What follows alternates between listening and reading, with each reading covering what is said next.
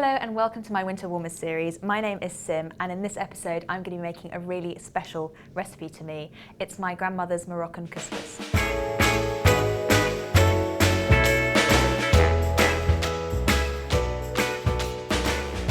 So first of all, you just need a bit of olive oil in a pan, probably about a tablespoon or so, and then your onions go in pretty much straight away.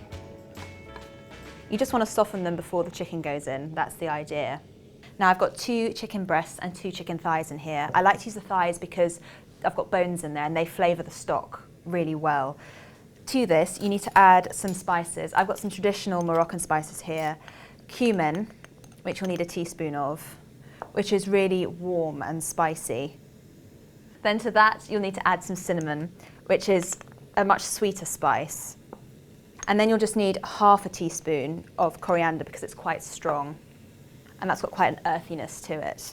Then just check on your onions. You don't want to be cooking them, you don't want them to be browning necessarily. You just want to sweat them out a little bit until they go translucent. And now the onions are ready, they're not brown yet, which is a good thing. Just need to add a pinch of salt to the chicken and just move all the spices around so the chicken gets coated in the cinnamon, cumin and coriander mix.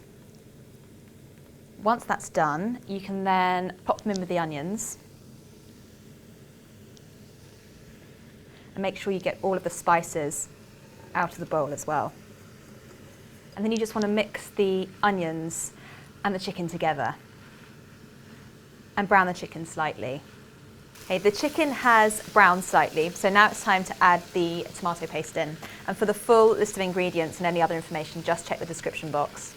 You need about half a tablespoon of the tomato puree. So you want it to coat the chicken and mix in with all the onions. And to this, you just want to add some chicken stock, just enough to cover the chicken, because we're going to be adding quite a lot of veg in there, and you may need to top it up. Give it a stir and make sure the chicken's sitting well in it. And then it's time to add some vegetables. I've got some carrots here and they're cut quite chunkily because they're going to be in the stew for a good kind of half hour, 45 minutes. So if you cut them too small, they'll just disintegrate and you want to be able to find them in your bowl. And then you just need to add the cabbage in. I've got a small green cabbage here and that's more than enough. And again, I keep the pieces quite chunky because you want them to retain their shape.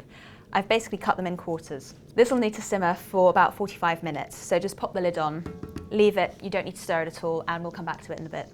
Once the vegetables and the chicken have been simmering for 45 minutes, you'll need to add in some small peeled potatoes and some parsnips. You then need to cover it with a litre of chicken stock and leave it to simmer for 5 minutes. Then you can add your courgettes. Add some more stock in and then give it a stir and leave to simmer for another 5 minutes. Then you can add in the chickpeas and leave to simmer for a further 5 minutes. Once the chickpeas are simmering away, it's time to make your couscous. Now all you need to do is put some couscous in the bottom of a bowl and sprinkle it with some salt. Then pour some boiling water over the top, just enough to cover it, and leave it to steam away by itself for about 5 minutes. The couscous should be steamed now. So all you need to do is add some butter to it. I just use a little bit and break it up into the dish. And then you can also add in some of your stock. A ladleful will do. Just add that to the couscous. It just gives it a bit more flavour. Then with a fork you can just fluff it up. And this just keeps it really light and stops it from sticking together. So that's ready and can be set aside. And what you're going to do now is make a spicy sauce to go on top. So again, take some of the stock from here and put it into a jug. It's going to be served like a gravy. I would say to every 3 ladlefuls or so, you probably want about a teaspoon of harissa paste, which is what I've got here. Now it's made with rose petals, so it's really fragrant, and chili as well, so it's really, really hot. You can set that aside too, and that's going to go on top of the couscous. And in the meantime, you can turn this off. Everything should be cooked now and all of the vegetables would have soaked up a lot of the juice that's in the pot.